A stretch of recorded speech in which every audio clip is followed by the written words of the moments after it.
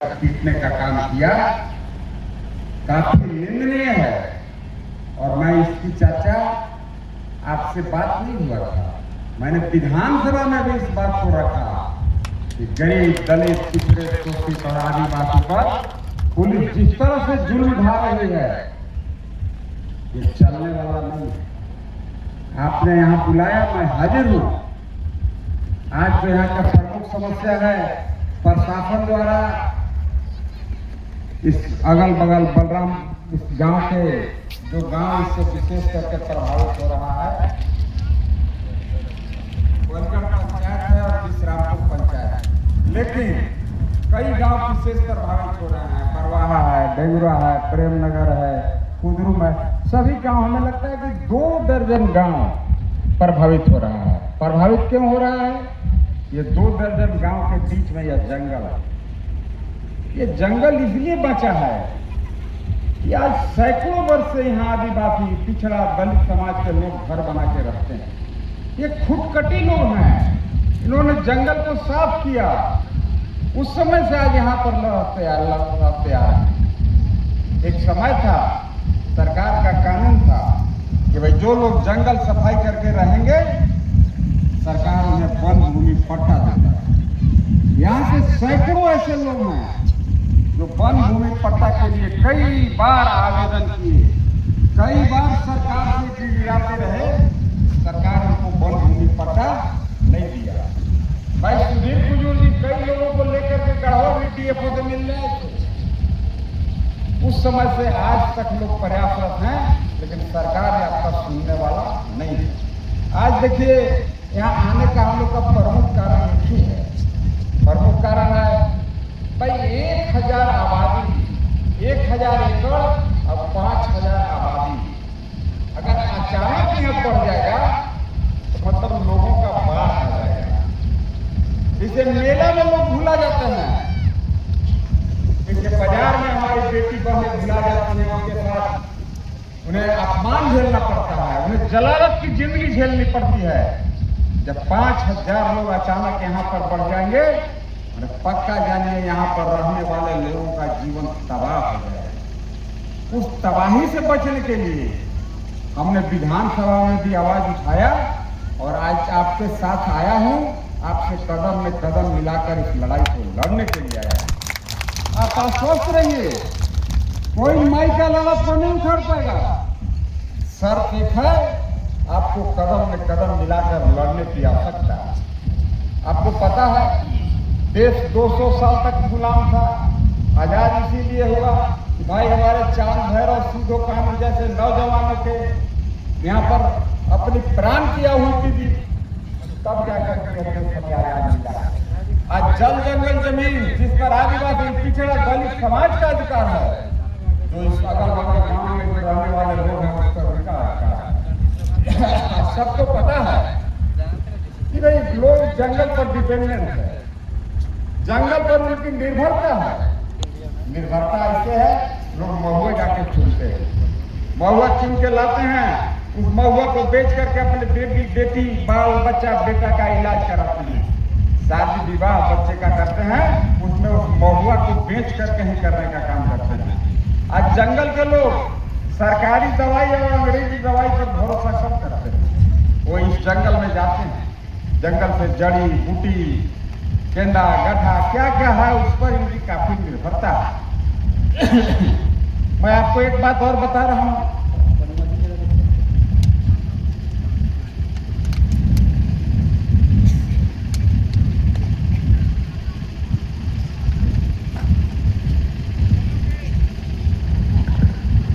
प्रशासन द्वारा जो लाठीचार्ज किया गया है, मैं उन सभी प्रभावित लोगों से भी मिलूंगा, बात करूंगा। उनके इलाज में कठिनाई हो रही है, हॉस्पिटल में गए सरकार इलाज नहीं कराया। मैं उन सभी बेटी बहन नौजवान भाइयों का इलाज मैं अपने स्तर से कराने का काम करूंगा। देखिए, पत्रकार बनने में मैं आपको संबोधन करना भूल गया। हमारे लोकतंत्र के चौथे स्तंभ पत्रकार महोदय लोग सबको पता है, सबसे ज्यादा प्रॉब्लम है वो मंडल डेढ़ के हम लोग को यहाँ पर लाकर बताया जाएगा उनके साथ समस्या है। क्या समस्या है? टेक्निकल ग्लिच है। आप देखिए 5th शेड्यूल में वो प्रोटेक्टेड है, वो 5th शेड्यूल में प्रोटेक्टेड है, मतलब वो शेड्यूल एरिया है। पूरे झारखंड को आप देखेंगे तो शेड्यूल एरिया और नॉन शेड्यूल एरिया में बांटा गया है। अब शेड्यूल एरिया में जो ट्राइबल समाज है, पिछड़े हैं, दलित हैं, उनको जो पेशा कानून के तहत जो अधिकार प्राप्त है, जैसे ही उनको वहां से उजाड़ करके अगर यहाँ ला के बसा दिया गया तो बेचारे 5th शेड्यूल से बाहर भी हो जाएंगे और उनको पेशा कानून का जो लाभ मिलना है उस लाभ से भी बेचारे वंचित रह जाएंगे। वो जो मंडल डैम के विस्थापित हैं उनसे मेरा कोई बैर नहीं है। मैं चाहता हूं उनकी भी हक की लड़ाई लड़ी जाए, उन्हें भी हक मिले। वो पेशा कानून से प्रोटेक्टेड है, आच्छादित हैं, वो 5th शेड्यूल से प्रोटेक्टेड है। उनके लिए आप जैसे समान आदिवासी से ज्यादा उन्हें सरकार प्रायोरिटी देती है, उन्हें विशेष प्राथमिकता देती है। वे भी अगर यहाँ आएंगे वे भी बेचारे परेशान हो जाएंगे और यहाँ के लोग पूरा तबाह हो जाएगा। कि कोई इस तरह का क्या होगा? एक आदमी का नाम बचाने के लिए उसका घर बना दिया गया।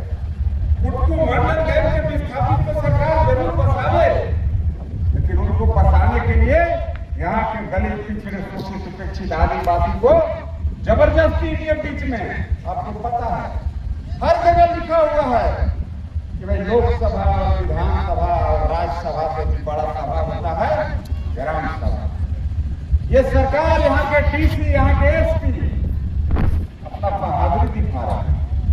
हेमंत सोरेन के खुश कर रहे हैं कि हेमंत सोरेन जी देखो मैं लाठी से पीट दिया आदिवासी को, दलित को, और इतना ही नहीं घिनौना काम तो ऐसा किया कि बिना महिला पुलिस के और महिला को पकड़ कर फेंक दिया गया और उन्हें भी लाठी का चोट दिया गया, लाठी उस पर बरसाया गया।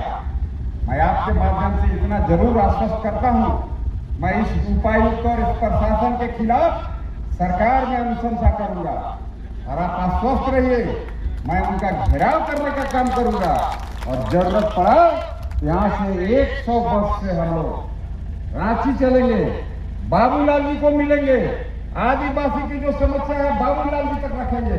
हाँ, ये सच बात है कि झारखंड में झारखंड मुक्ति मोर्चा की सरकार है। मेरा झारखंड मुक्ति मोर्चा से भी कोई बैर नहीं है। मैं झारखंड मुक्ति मोर्चा के भी साथियों को निवेदन करता हूँ, आप भी आओ, सभी दल के लोग आइए। जब इंसान बचेगा, जब लोग बचेंगे तभी पार्टियां चलेंगी। जब लोग ही नहीं रहेंगे, लोग कमर जाएंगे, ये पार्टी फाटी सब समाप्त हो जाएगा।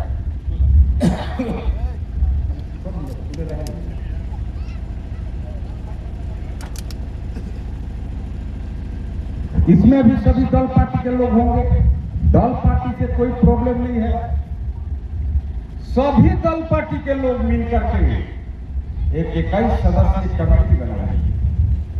कमेटी बनाइए और उस कमेटी को सहयोग ये सतेंद्र तिवारी करेगा। आपके जमीन को कभी लूटने नहीं दिया जाएगा, कभी भी कुट्टू मंडल डैम के लोगों को यहाँ पर पुनर्स्थापित नहीं करने दिया जाएगा।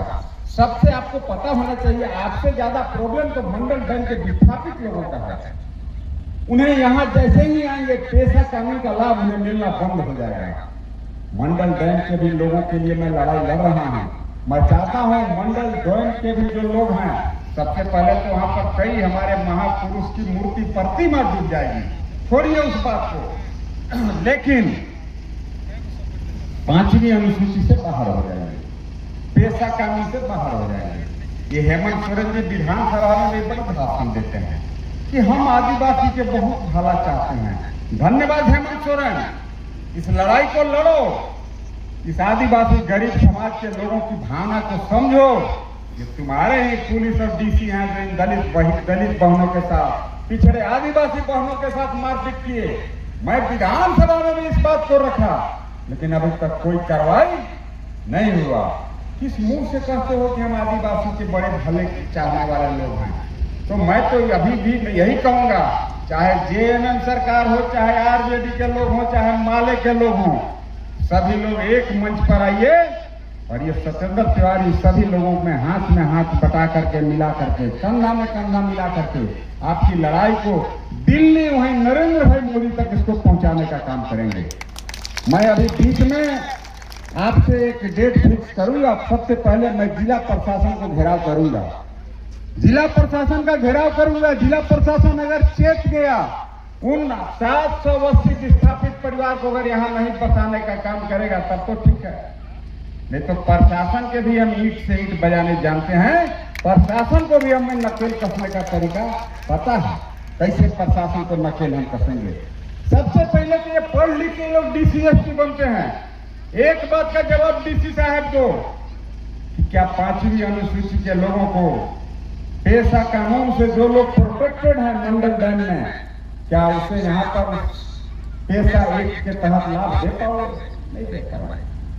जब लाभ नहीं दे पाओगे फिर क्यों मंडल कुटकू डैम के विस्थापित को हिला करके बसाना चाहते हो? ये तो एक अलग प्रॉब्लम है उनके लिए। लेकिन दूसरा प्रॉब्लम है बिना ग्राम सभा के यहाँ पर जबरदस्ती 780 परिवार में कम नहीं होता। 5000 लोग अचानक बढ़ जाएंगे, मेला का माहौल हो जाएगा। हमारी बेटी बहनें सुरक्षित नहीं रहेंगी, बाहर भीतर जाने में उन्हें कठिनाई होने लगेगा, डर के साए में जीना होगा। ये मोदी सरकार है, आप आश्वस्त रहिए। आपकी लड़ाई को मैं बाबूलाल मरांडी जी को आप लोग जानते हैं कि नहीं जानते हैं? जानते हैं बाबूलाल मरांडी जी को कितना आदमी जानते हैं? जो आदिवासी के नेता हैं, हाथ उठाइए तो जरा। जानते हैं ना दीदी? खबर नहीं जानी?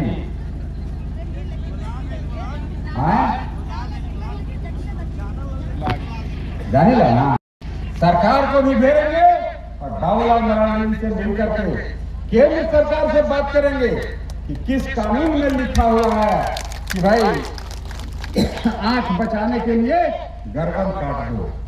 इन सभी बातों को मैं ठीक से समझ चुका हूं। आप आश्वस्त रहिए। एक 21 सदस्यीय कमेटी का हम गठन करेंगे। उस कमेटी का काम होगा कि हमसे थोड़ा सीधा संपर्क में रहेंगे। सभी गांव के उसमें एक दो लोग रहेंगे।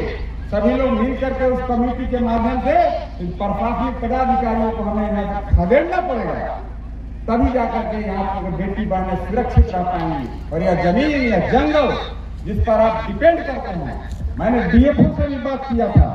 मैं कहा ये DFO साहब क्यों वहाँ के लोगों को पठाना चाहते हैं 780 घर के लोगों को? उनका कहना है कि यहाँ पर जंगल है।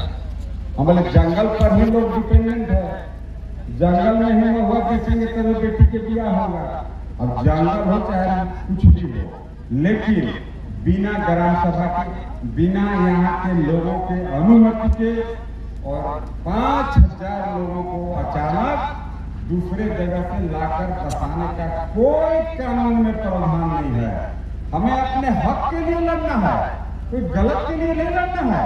मैंने ऐसा नहीं है जो सरकार को यहाँ 5000 आदमी को बसा देगा जो नियम के संगत है। नियम संगत नहीं है क्योंकि शेड्यूल्ड एरिया नहीं है। इसलिए आप आश्वस्त रहिए। बहुत देर से आप लोग बैठे हुए हैं।